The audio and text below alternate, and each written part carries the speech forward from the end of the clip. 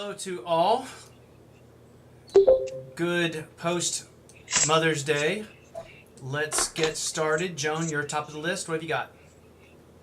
Just nothing, luckily for you. I asked enough questions for the past 4 years, so I'm okay. I'm just listening. Okay. That's right. You were my what? How should I say it? I can always rely on you to be here.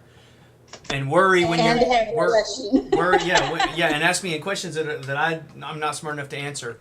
Okay, well let's No, move not true. Not true. let's move to Mark. Mark, do you have a question for us this evening? Mark, can you hear us? Yeah, can you hear me? Yes. Go ahead. What you got? Hey. So I loaded a bunch of photos into iPhoto from a trip we just took, and the thumbnails don't match up with the actual pictures. Yeah, that can be a big problem. So here are a couple things you can try. Do you know how to find the little hidden repair menu in iPhoto?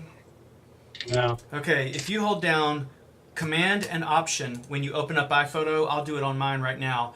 It will not actually boot iPhoto. It will boot into sort of a secret little window that you have many choices that you can take from, and hopefully it will show us here.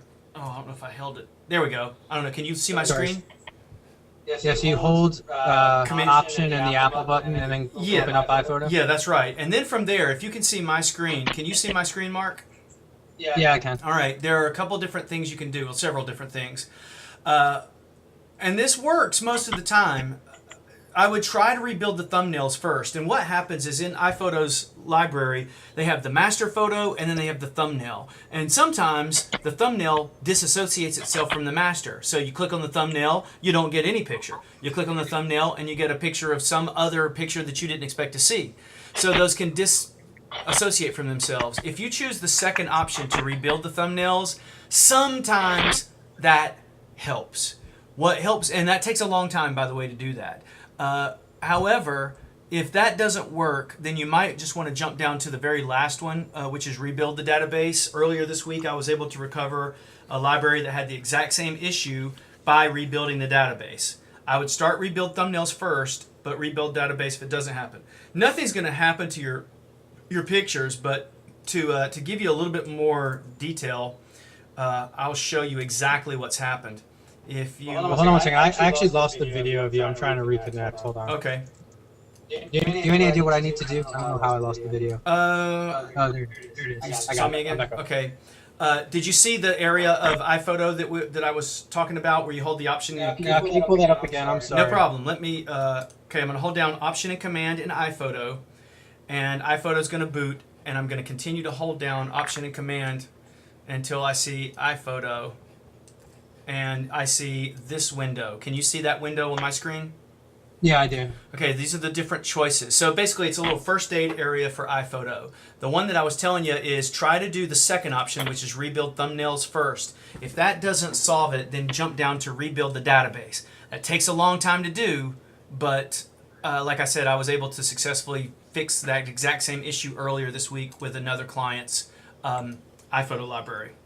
Does that rebuild it for the entire library? Can you do it for a specific folder? Because it's just one folder I have a problem with. Oh, okay. No, if it's just one folder, then what you could do is go find that folder. And I'm going to go through this quickly. And if I lose you, I record this every week and I post it up to YouTube through my website in previous town halls, so you can go back through it and start and stop. But I'm going to show you what's actually happening underneath or behind the scenes in iPhoto. If you want a picture to look at, and this will explain a little bit of your answer and maybe even solve it another way. If you want a picture that you've taken that's in iPhoto, you have to open iPhoto. If you want to listen to a song, you have to open iTunes. In other words, Apple intentionally hides the folder structure from us. So let me show you what I'm talking about here. In a Finder window on my own computer, I'm going to go to my Users folder, into my house, and there's my Pictures folder. Now there might be a few random pictures here, but there's an iPhoto library. If I do a right click on that iPhoto library and I show package contents, then that really gives me the hidden. I'm trying to get my speakers going. The hidden area that Apple doesn't really want you to see. But if you were to look at Masters, Mark, the Masters folder, you would see a long list of folders that pertain to that iPhoto library. Now, I don't think on this computer I have any photos in iPhoto, so that's why you're not seeing anything there. But what you could do is take those pictures and the folder that is associated to them, like Christmas 2013 or whatever folder that you find there. Take those, drag them out, go back into iPhoto and delete them, and then try to re-add them again. Does that make any sense? Okay. All right, I'm gonna walk. Yeah, that makes sense. I'm gonna walk through it one more time, real quickly. So, in your users folder, you go to Pictures, you find your iPhoto library. You do a right-click to Show Package Contents, and from there, you navigate down to the Masters folder. Inside that folder, you will see a series of years like 2013, 2012, 2011, etc., etc. Inside each of those folders, you will see a month associated to the year. Month 1, 2, 3, 4, all the way up to 12. And then inside that folder, you will see the actual folder that you're looking for. You can take that. Now, one more thing, I'm kind of changing a little bit, but before you drag it out of iPhoto, the iPhoto library that we're looking at, it might be a better idea to option drag. If you hold down the option key and you drag an item, it actually gives you a green plus sign, which means you're not moving the item, you're copying the item. So that would be a little bit safer to do. Okay? All right. That folder has about 2,800 photos. Yeah. It's not So too it might bad. take a while, but that's not a bad idea. Yeah, it's not too bad. And of course, you always have Time Machine running to make sure everything's backed up. And you could actually even recover your entire iPhoto library from a couple of days ago. But try the option command first, and that should take care of it. All right? Okay. Hopefully. Daryl, what have you got this evening? Well, first of all, I want to report that Joan has behaved herself. I haven't had the problem last week that I had the week before. Calling the police about her leaving the old cars out in the parking lot or in the front of her house? Oh, no. It was the What fact did I she was, do? What did I she was do? unplugging my USB drives without disconnecting them, you know. Ah, I remember last week. yes. But she's got a new trick now, which I don't know how she does it, but she doesn't let my machine shut down. I go to shut the machine down and it won't shut down. It just stays a gray screen. Really? Daryl, I've never even been in your house. How am I doing all this? Okay.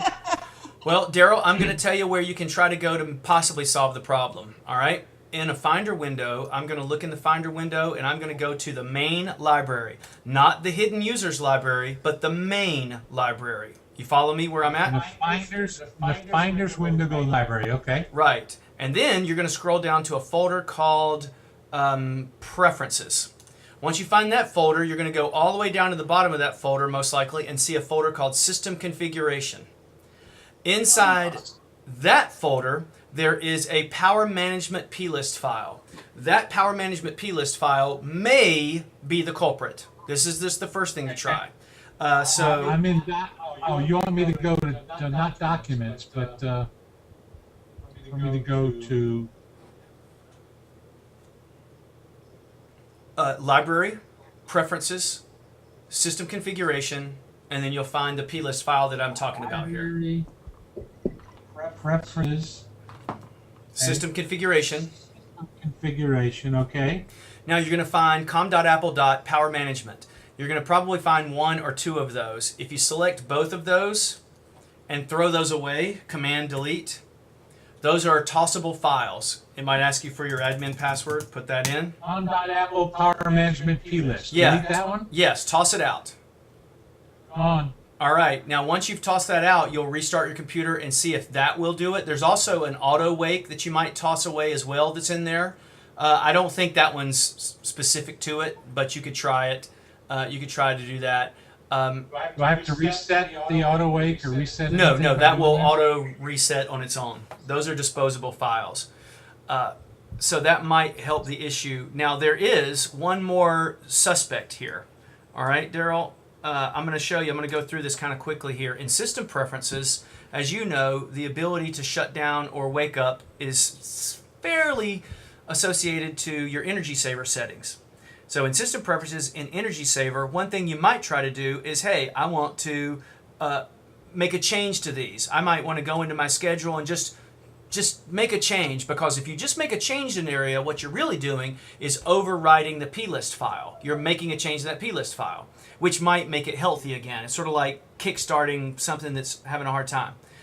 However, if that still doesn't work, you've tried throwing away the power management plist, you've tried just tweaking the energy saver settings a little bit, and those still aren't working, then the next thing that you might want to try is going back to that same folder we talked about, your library, preferences, system configuration, and then throw out the preferences.plist file. But don't throw out the preferences.plist file until you don't feel like you have any other option, because, and this is the important part, if you do throw away the preferences.plist file, the one thing that's important that gets rid of is the name of your computer. So if you throw the preferences plist file away at any time for any troubleshooting steps, you always go back into system preferences, sharing, and then you make sure that under sharing you have the name of your computer there, because if you go there after throwing preferences plist file, that will be empty, and that's not a good thing. You have to have a name in that, especially that causes time capsule and time machine problems in the long run. Okay? Okay. All right, Mark. Thank you. Yeah, Mark, did you have another follow-up that you wanted to hit? Is there a way, if you send a video over Photostream, to save that to your device?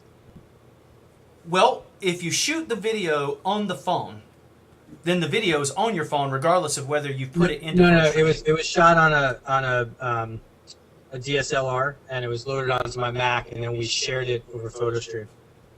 Okay. It was loaded on your Mac, We but can you want to move save pictures. Move pictures that way, and it's no problem saving those down, but the video didn't have that option. Yeah, and I have seen with video, and I don't know why my phone's not showing here, but I've seen with video, Photostream is not built for video yet. So oftentimes you might see Photostream even work like one time, and then another time you won't see videos within Photostream work at all. So I don't really have a good answer for that. I'm surprised. I'll say it like this. Consider yourself lucky that you got that video to even upload into Photostream and share over to somebody else, because I've had a lot of problems with it in the past. But as far as saving it locally, I don't know that you... I'll say this. I know it's not supported by Apple to do it. Not yet. But it will be one day, I'm sure. All right? Hey, can I just ask one more question? Yeah, of course. I went through that menu that you were talking about in iPhoto. Yeah. I went into the date. It doesn't show the folder by name. It's got a ton of subfolders under that day. Yeah. And then images under each of those folders. So those folders that you're looking at may be associated to an event or each event. Does that make sense? Do you know specifically, is there a specific date that the pictures were taken that you're looking for? They were taken over the course of a week. Oh, okay. Because you could take, just to be safe, you could take that entire month unless it spans over 2 months. If it spans over 2 months, like February, March, then you'd have to take the last few days of March and the first, you know what I'm saying, the first few days of each month kind of thing. That'd be a little bit of a pain. Let me look at another computer real quick and see if I can find where those specific folders are. I don't think that iPhoto keeps the folders or the albums. They're called albums. I wish they just call them folders. Yeah. But I don't think that they keep subsets of each album inside the show package contents library. It's a lot like a playlist in iTunes. There is no folder for a playlist hidden inside the iTunes library. It's more like references to that, so the pictures aren't duplicated. I don't think that there's a way to navigate specifically to that folder, because I don't think that folder actually exists. And all we're doing really here too, Mark, is just saving the pictures just in case something was to go wrong. Just to save a copy of the pictures, or possibly pull them out so we can delete them from iPhoto and re-import them again too. Is there no way to do that repair function when you launch it just on a single folder? Do you have to do it on the entire library? No, you can't do it just on one single. It's all or nothing at all. Yeah, I mean, it'll take... And the first option, I don't have it up, which was, would that move faster than the second option? Well, the first option, there are 4 options. The first option is repair permissions. That might help. I don't think so. Second option is repair thumbnails. Third option is repair the database. Fourth option is rebuild the database. So I suggest. Sorry, How long do you think repair thumbnail would take? How many pictures do you have? Under 250,000? Probably 15, 20,000. I just did one. Or do you? I can't remember what you do for a living. Are you a photographer? Do you shoot in RAW or anything like that? I don't shoot. No, I don't shoot in RAW. Okay. I guess one.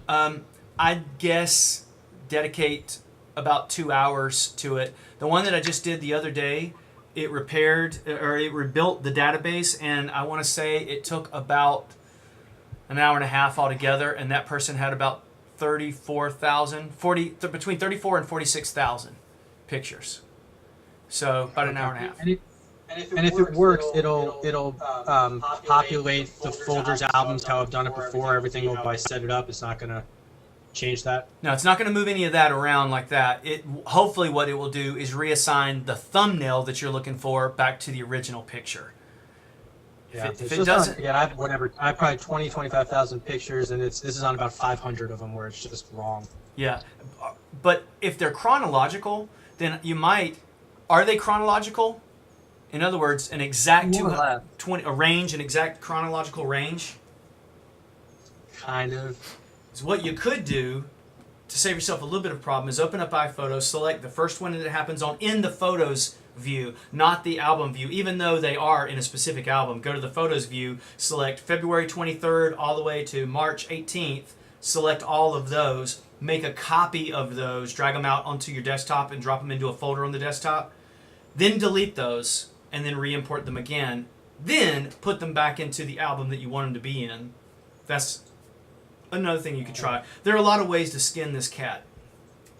But I'm not gonna risk actually removing the files in any way, am I?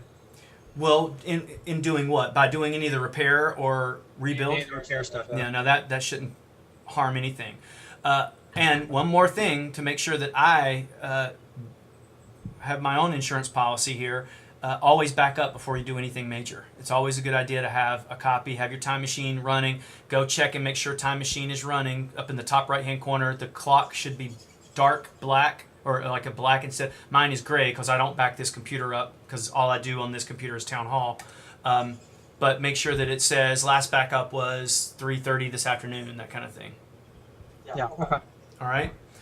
Okay. Thanks. Anybody have any other issues that they need to hit this evening? Nothing else? All right. Well, if that...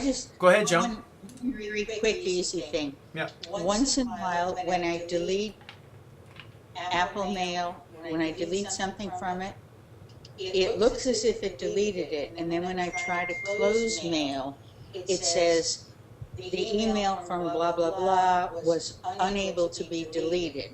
And then I have to do, Command, Option, Escape, whatever to pull up Force Quit. Yeah, on mail. And you use specifically a Gmail account, right? Gmail via Apple Mail. Yeah, Apple Mail program, the stamp, Right. but you're checking your And Gmail. every once in a while, it won't delete something. Yeah. It looks like it did, and then I can't close it without quitting. Okay, couple of things to think about, and we've talked about this many times in these town halls, and that is under your mail program. Let me go to my mail real quick. Under your mail program, you want as little conversation going between the server and your mail program as possible. So if you open up mail and then you go to preferences and then you go to accounts, I'm a little bit faster than my computer is. You go to, let me kind of move that out of the way. You go to accounts. Then you select your Gmail account. You can see I've got a ton of accounts here. You go to Gmail, go to mailbox behaviors. Make sure that you're not you've unchecked all these things that you don't need. Don't store deleted messages on the server. You see that's unchecked. Store deleted messages on the server. Well, I just want to get rid of the deleted. I just want it gone. I don't want to put it back onto the server. Right. So make sure that those things are unchecked, as well as junk mail messages, sent messages, draft messages. I'm not important enough to keep those. And Could you check my screen? yeah, I'll jump over to your screen right now. So give me a second. Because the less your Apple Mail program has to talk to Gmail servers, the better it's going to be. Make presenter. All right, you'll see a message on your screen to be made the presenter and also to give control of your mouse and keyboard to me. All right, we're looking at Joan's screen. And Joan, go ahead and open up email right now, your mail program. And then under mail, top left-hand corner, go to mail and go to preferences. All right, now go to accounts, which is the second button at the top. Select Gmail on the bottom there. Go to mailbox behaviors, which is the middle button. And let's make sure that we don't want to store sent messages on the server. Now, we've talked about this in the past, actually within the last month. Sent messages on the server is not the end of the world. It's okay if you had to go to a business somewhere and you wanted to say, somebody said, you didn't send me that, and you could pull up the sent message on your iPad even though you sent it somewhere else. It's okay. So you have those unchecked, and that's all right. Personally, I'd say just uncheck sent messages as well, although that's not going to really help your situation. You're trying to delete things. But just I'd say uncheck that anyway. Let's look at... But then I won't know if I sent... I won't be able to check my sent mail. From a different device other than the device that you sent it on. That's correct. But if you want to leave that on, it's not going to cause any problems or anything. And not in this case, I don't think. Let's check and make sure that you have all mail turned off too. So you can close that window and over under Gmail, Google, go down to Google in the left-hand column and where it says 503. Click on the 503 to the right of the word Google where it says show, and show us those folders. One more over to the word show. All right. Now scroll down on this a little bit so we can see all these folders. And good, we won't all mail out of there, and I think we've done that before. So other than those things, I can't really give you any more information on as to why it might not delete. I'd say... Hey, I mean, it's not a major problem. It happens like once a day, and then I force quit, and it's fine. Yeah, it could be an attachment that it's having problems dealing with, possibly. Right. Do you think that email has an attachment whenever that happens, that there's an attachment on that? Quite possibly, because most of them are not really junk mail, but like stuff from stores, whatever. Yeah. I'm thinking of an attachment more like a pure Word document or an Excel spreadsheet, something like that, or a group of pictures. Yeah, I don't get any of that. Well, that's good. Well, not good, but I do. yeah. No. Okay. It's not a major problem. Yeah, as far as... because I know how to force quit. As far as email goes, the best experience with Gmail, and we may have talked about this before, is a Google product reader like Chrome, or the best experience with Outlook mail at Outlook.com is going to be Outlook, a Microsoft product. AOL is man, I can't say enough bad about AOL. I've been dealing with AOL all day today, and it's just terrible. But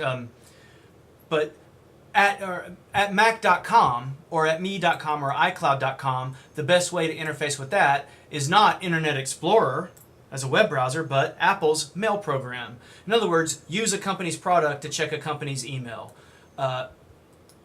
Another way of saying it is the best Gmail experience is going to be on a Droid.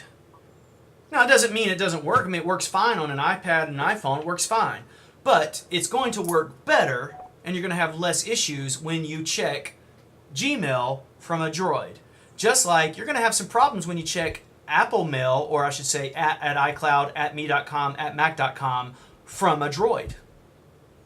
Because Google makes the Droid software, so the same engineers that are writing the Droid software talk to the people that engineer the email portion of that. The same people that design the iOS software on a Mac talk to the Apple email server people.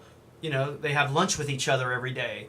So it's always better to work with one company's product and another. That doesn't mean that Google's email doesn't work in this. It works fine, but sometimes you do have problems like this, like the inability to deal with attachments or maybe not being able to delete them, that kind of thing. All right?